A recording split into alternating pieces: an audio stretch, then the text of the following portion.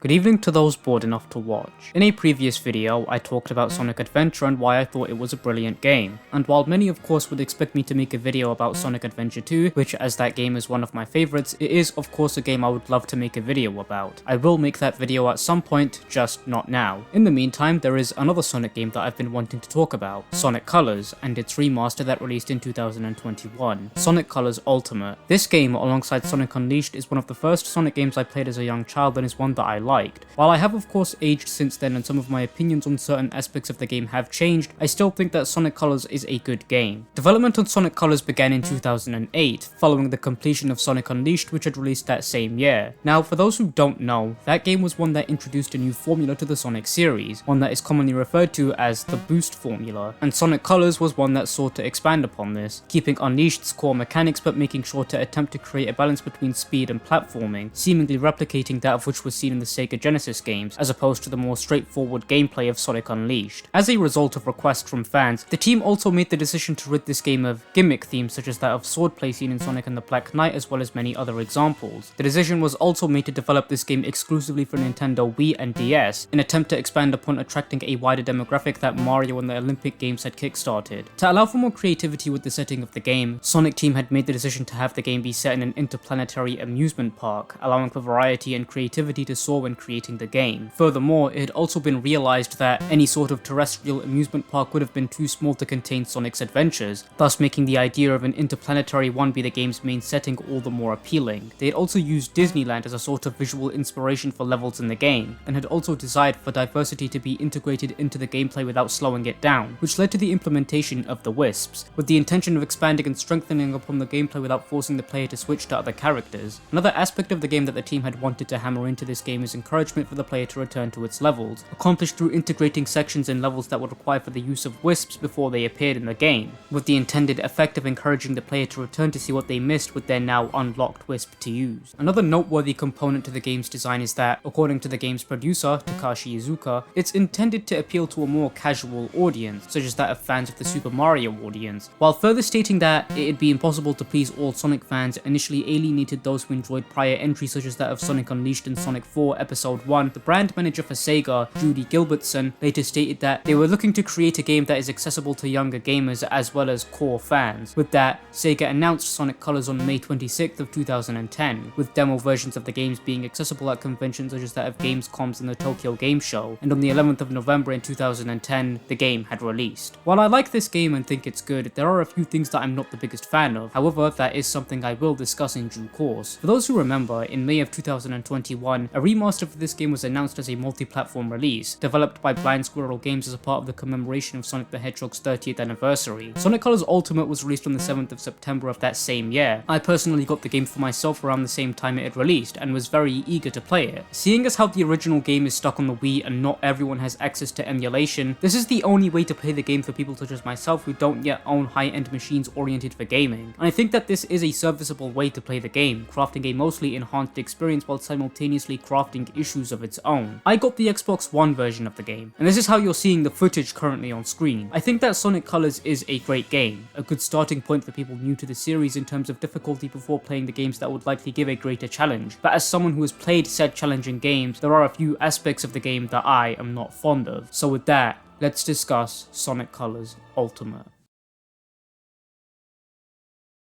The game begins by placing you into two stages right at the beginning, without any opening cutscene or anything of that nature. One could call it bizarre that the game does this, but I personally like to view it as the game trying to emulate a feeling of being in an amusement park for the first time, taking in the view from first glance without actually understanding anything or the context behind it, only the spectacle that bestows itself in front of you and what you see and thus enjoy. After we complete those stages, we're shown the opening cutscene. Here, we learn that the reason they're here is due to the fact that Sonic is under the suspicion that Eggman is up to executing an evil scheme through the facade of merely trying to open an amusement park. Now, I personally am of the belief that the game's humor is definitely an area that needs some work, especially when a lot of the jokes is the game being self-aware with its characters or just jokingly revealing what a character is doing. For example, this opening cutscene here where the opening joke is that Eggman is denying scheming an evil plot while he is very clearly scheming an evil plot. Of course, humor is subjective. Some may find this funny and others won't. While I personally am of the latter, it's okay to disagree with me and I completely respect that opinion. With that, while Sonic and Tails discuss how they got into the amusement park, they overhear Orbot and Cubot attempting to capture a creature of some kind, in which Sonic steps in to save, before one sends him flying into the next stage. This is where we're shown the overworld to the tropical resort, an area of which we play through the next few stages, after of which we cut to a brief cutscene of Tails trying to configure a translator to understand what these creatures are saying, so that they can figure out how Eggman capturing them contributes to whatever he's planning. And so after playing through a few more levels, we enter a cutscene where we see Eggman counting the amount of aliens that he's captured, and while he gloats about how his plan is seemingly unstoppable, Sonic appears, which initiates a fight against the boss of the tropical resort. Before I move on to anything more, I feel as though my expressions regarding the humor of this game shines even more in this cutscene. Here, as the jokes consist of the characters being self-aware, or explaining what the joke is as if no one would be able to understand it, I feel as though while some may find its charm somewhere deeply embedded within, and I'm not saying that there isn't, I feel as though it definitely does fall flat for me. Though, as I mentioned earlier, humor is subjective and you're not obligated to agree or disagree with me. With that, after we beat the boss, we cut to a cutscene of Tails getting the translator somewhat functional. While it misinterprets a lot of what is being said, he still managed to decipher that the name of the alien creature he's currently with is Yakka, who comes from an alien species by the name of Wisps, and that Eggman is harnessing their energy for unknown purposes. And so with that, Sonic sets off to other areas of the amusement park to save more Wisps. Before we cut to the next two areas of the game, we get a cutscene consisting of Orbot and Cubot cleaning up the mess that Sonic made when he was fighting the giant robot. And while the two bicker, we see a hint of what their energy is being used for. After clearing the tropical resort, you then unlock the Sweet Mountain and Starlight Carnival, the next two sections of the game. And here we have an option between which one we want to do first. I personally opted to do the former first, so let's begin with that. One of the many things I want to bring up about this game that appears to be a widely discussed topic is its use of 2D sections, in which I personally don't mind. The level design in this game is genuinely something I appreciate a lot as they're fun to play through, though there are a few things I do want to discuss about them in due course. Furthermore, another thing I want to bring up is its use of drifts in this game. Especially in games like Sonic Forces, this was a mechanic that never saw a return, and while it's very clear why, that being Sonic Forces' stages didn't necessarily require anything of the sort, in the case of Sonic Colors, it opts to make things more automated with the drift, which is something that I dislike a lot. Especially when it comes to segments such as that of the quick step or the formerly mentioned adrift, the game opts to have moments and only those moments in stages where you can perform either of the two moves. And of course, while I can understand why, with the stages being shorter and having more 2D segments in them, it definitely doesn't help that the drift feels too stiff in terms of controls, and the quick step is very underutilized in this game. For example, there are dozens of moments where it would be useful, but the game doesn't capitalize on that opportunity to put it to use. With that, after we play through more stages, we come across a generator of sorts, which causes the boss of the Sweet Mountain to emerge, thus initiating a fight against it. After of which, Tails catches up to us and tells us that the Wisp's life source is called that of Hyper-Goons, of which Eggman appears to be extracting from them for an evil purpose of sorts. However, this isn't revealed to us just yet, and thus with that, we set off to find Eggman. One of the many things I like about this game is how distinct yet connected all of the locations feel to one another. It really shows how much the developers took advantage of the game's setting and fully utilized it to the best of its ability, and that is something that drips from the different settings and locations in the game, and that is something that I appreciate a lot about it. Now, let's talk about Starlight Carnival, beginning with the first few sections of the area. One of the many things I want to discuss is that of the Wisps, which while you start off with one which grants you the ability to boost, the stages in this game are designed with the idea of replayability in mind, meaning you can always go back to the stages you already played and explore them with your newfound abilities granted by the power of the Wisps to find hidden items or shortcuts within. I really do like the idea of stages being designed with this concept of replayability in mind. It's a wonderful way of encouraging such a thing. One thing I feel as though I should add is that Sonic Colors Ultimate, the remaster of which is the way you're currently seeing the footage of this video, adds the Jade Ghost Wisp, which originally debuted in Team Sonic Racing. With that, after we complete the stages, we cut to a cutscene which we see Eggman test a prototype of the weapon he's testing. As Tails pushes Sonic out of the trajectory, he's hit by the ray it shoots out, in which sees him being mind controlled by Eggman's weapon. Though before this escalates any further, Eggman runs out of energy used to power his machine and sets off to find more. And in his place, the boss of the Starlight Carnival emerges to fight us. It's certainly an easy fight should you know what you're doing. And after that, we learn from Yakka that Eggman's using 5 generators to gather energy for his weapon. Seeing as how we've already taken down 2 of them, there's only 3 more left to go, thus opening up Planet Wisp, Aquarium Park, and Asteroid Coaster. When it comes to the next 3 locations of the game, you have the choice between playing through any 3 in whatever order you desire. I personally went with Planet Wisp first, so we'll begin with that. To begin with, I really like this area's atmosphere and how it blends the theme of nature and its beauty with mechanical, cold machines that ruin the world of the planet around them with each machine they place over the green, lush grass. With that, we play through some of the stages in this area, which brings me to the point of such a thing. Many of whom have played this game would know that this is a rather common topic, but for those who aren't aware, allow me to discuss. The stages in this game are ones that are very short in length but ultimately have loads to explore, with red rings and the specific items to the remaster of this game, park tokens which have their own respective function I'll talk about later. Now, unlike Sonic Forces, which was a game that had short stages by design, this game very clearly takes stages that are designed to be long and splits them into 6 different acts, and then a boss fight after. While the stages have a lot to see when it comes to playing through them for the purpose of indulging in post-game content, ultimately they can be very jarring in terms of playing through them, especially on a first playthrough. As a commonality between Sonic Forces and this game is that the stages contained within both at times feel as though that they're over before they even begin, especially during times where you can see where a stage is cut and the next begins. While you don't appreciate the full content within the stages until indulging in post-game content, it ultimately feels jarring having a stage be abruptly cut off. While I can understand that this may have been done to extend the playtime and save on development time simultaneously, I definitely do feel as though something of that nature could have been handled differently to avoid this issue. A suggestion could be grouping some of the acts into one, meaning there could perhaps be less acts but each one would have more content within, meaning this issue would have been less prominent and stages wouldn't be over before they even begin. Though in light of that, I will find that personally I found that despite this issue, these stages were definitely fun to play, and especially so when revisiting them for post-game content. So with that, we enter a cutscene which depicts Sonic and Tails finding the wisps that reside within the planet become more scared and worried for their home as it unexpectedly becomes ruined by the cold mechanical robots destroying it bit by bit. And with such a thing, Sonic hurries to find the generator. And so after playing through a few more stages, we find the generator in the planet, fight the boss in Planet Wisp, after of which we're left with the choice of Aquarium Park and Asteroid Coaster. I personally went with the choice of the former, so let's discuss that area next. This area is definitely one that I like a lot, especially the aquarium setting and how distinct it is from the other settings. Another thing I also want to point out with this section of the game is that of the music, which is something I really like a lot. This game has a brilliant OST that I will discuss in due course, but the music for this area of the game is simply amazing. A catchy piece of music that definitely aided with the serene setting that is the section of this game. With that, we move on to the last of the areas of this game, Asteroid Coaster. The intense connotations from this area make it one of the most captivating areas in the game, and that is something I appreciate a lot. So with that, we play through some of the stages in this section of the game, which leads to another point I have in regards to them. Sometimes in this game you will find that a stage was solely intended for filler purposes and not much else, clearly seen here with this stage consisting of you running around in a circle for an extended period of time. While a lot of the time in stages, despite the critique I gave earlier, were still fun to play and indulge in, with cases like this, they can really be such a drag to play through, especially when they just waste your time by not even have anything of note or substance contained within. Though with that aside, we enter a cutscene which shows Sonic coming across all of the trapped wisps and how they're all being used to provide energy for Eggman's weapon. With Tails arriving and telling us that he hasn't seen Yakka in quite some time, Sonic sets off to find the last generator. After playing through a few more stages, we reach the generator and thus fight the boss of Asteroid Coaster, and after of which we beat it, the final generator is turned off, and then all of the tractor beams connecting all of the planets to Eggman's grasp are turned off. Sonic and Tails head back to Tropical Resort to check on the now freed wisps, and set off to go home. However, it appears that not all is won yet. Eggman may have suffered the loss of his generators, but he appears to have enough energy to execute his intended plan. And with that, we witness a giant beam be shot into space, its intended target being the Earth. However, it misses entirely and hits the moon instead. Seeing this, Eggman vows to crush Sonic and retreats further into his base. Back at the Tropical Resort, the ground begins to shake and crumble. Sonic and Tails begin to run towards the elevator out of the area, beginning Terminal Velocity Act 1, which sees us running towards the elevator, and after of which Eggman approaches the two with his new weapon, powered by the energy of the wisps he'd been collecting throughout the entirety of the game. As Tails expresses his doubt on whether they'd be able to beat Eggman this time or not, Sonic pushes him into the elevator, vowing to meet him on the ground, and with that, we begin the final boss. One of the things that you would have noticed with the boss fights in this game is that many, if not all, are the same thing in a different setting. However, this final boss is definitely unique in its own right compared to the others, and while you don't turn into Super Sonic like many of the other final bosses in other Sonic games, this fight here is interesting in the sense that Eggman uses attacks from power-ups that you had been using throughout the entire game through that of the Wisps. I really like how this game uses that against you. It's an interesting way of going about doing so, and I appreciate that emphasis a lot. With that though, as Eggman is sent flying into the black hole, Sonic turns to run from it, and after running for only a short amount of time, he is nearly sucked into it before the remaining Wisps arrive to save him from such a thing. And through here, they help him get back to Earth. He meets with Tails, who's relieved to see him, and as he had finally gotten his translator fully functional, they decipher that Yakka is departing with them, returning amongst his friends to his now restored home, thus ending Sonic Colors Ultimate. So with that, I want to talk about some of the extras in this game.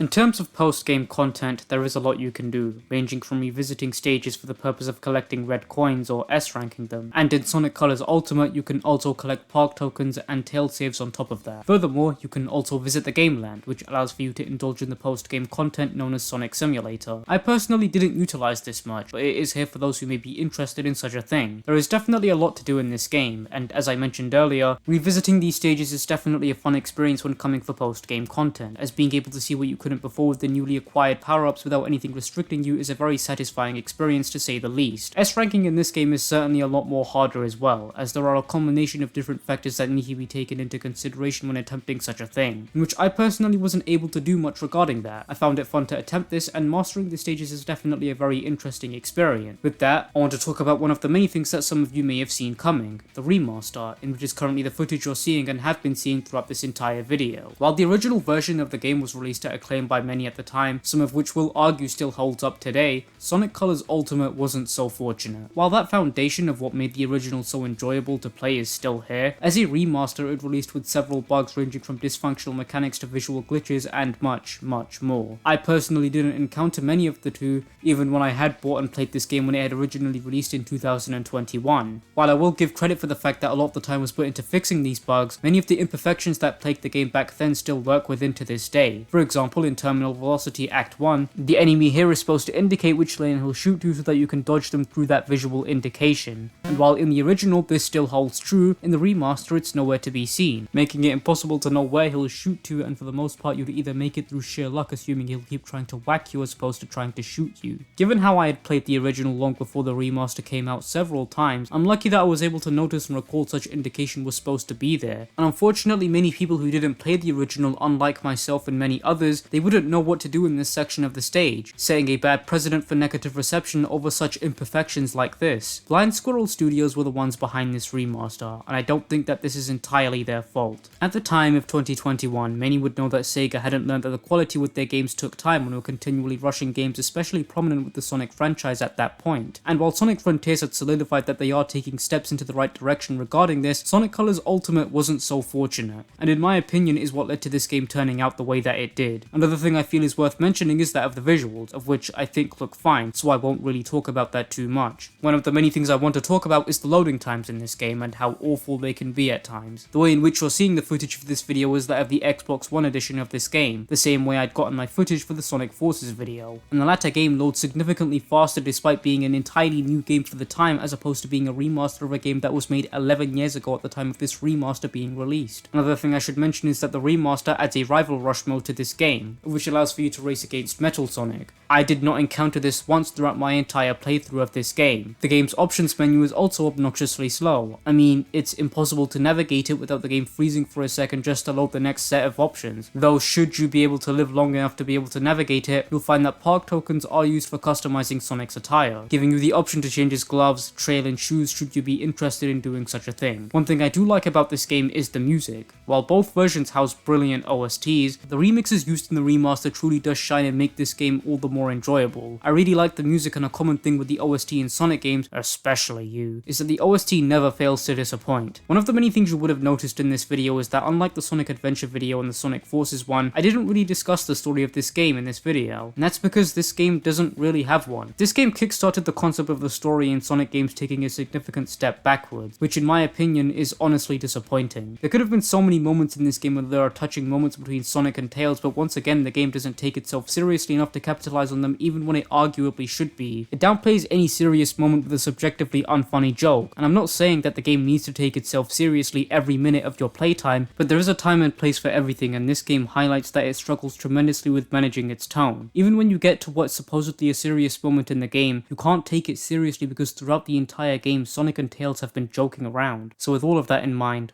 I want to conclude things. The question many of you will have in mind is whether Sonic Colors is a good game, and the answer is yes. it is. It's no stranger to issues. The story, or the lack of such a thing, in this game is truly a testament to that, but its gameplay was truly enjoyable despite some of the issues it had regarding the stages and the sword. It's a mixed bag for sure, but definitely one worth looking into. Sonic Colors Ultimate is a serviceable way to play the game in my opinion, especially if you're part of the many who don't have a gaming PC, prefer console gaming, or simply can't have your Wii or Wii U out ready to play all the time. Even despite its issues as a remaster concerning things such as that of performance issues and the sort, it still has its qualities, such as the OST and much more. I would still recommend it. The foundation of what made the original acclaimed by many is still there, and in my opinion, for newcomers who are yet to give this game a shot, this is worth your time. It's a mixed bag for sure, filled with delight and doom alike, but it's definitely one worth getting, so if you're interested, I would recommend Sonic Colors or Sonic Colors Ultimate. So, there's the video. I hope you all enjoyed it. I've been working on this video for quite some time now, and I apologize that it's taken this long to finally come out. I'm recording this at the same time as the other segments of this video, which is a practice I haven't really done in a while, so I currently don't know the date in which this video is being released. Regardless, I hope it was worth the wait. If you want to see the games in which I want to make videos about next, then you will find the link to that in the description. Similarly, if you want to follow me, then the links to my socials will be in the description, as well as any other thoughts or messages I may want to add. With that, I haven't really got much else I want to say, so I'll see you all in my next video. I hope you all enjoyed the video, and I wish you all a very pleasant evening.